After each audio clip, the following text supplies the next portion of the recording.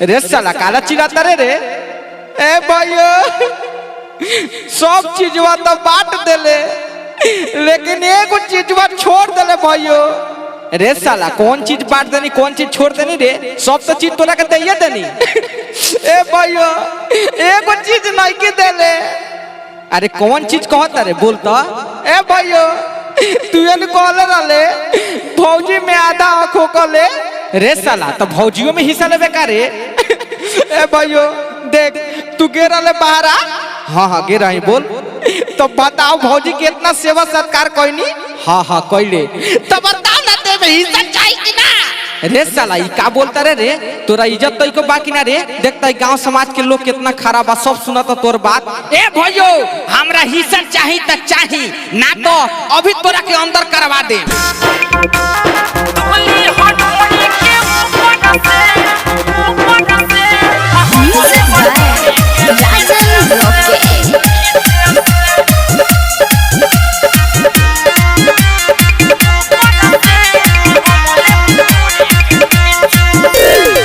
भइल बा भाई तोड़ जवरे में शादी भौजी में हिस्सा चाहिए आधा आधी। रे साला कथि कहत रे साला इज्जत चल गई रे।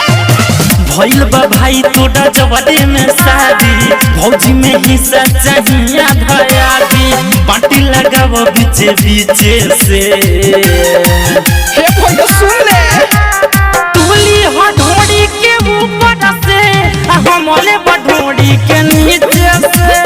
तुली हथौड़ी के ऊपर से हमले बढोड़ी के नीचे से।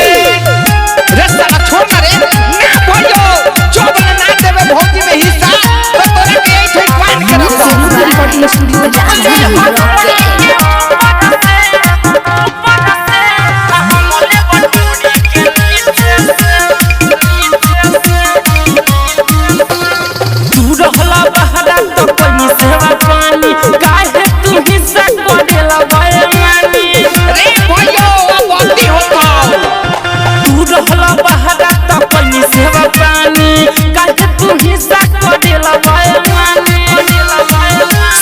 हमले बया के तू पीछे से।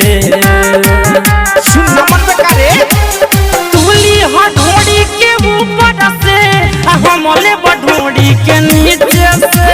तुली हथौड़ी के ऊपर से हमले बढोड़ी के नीचे से।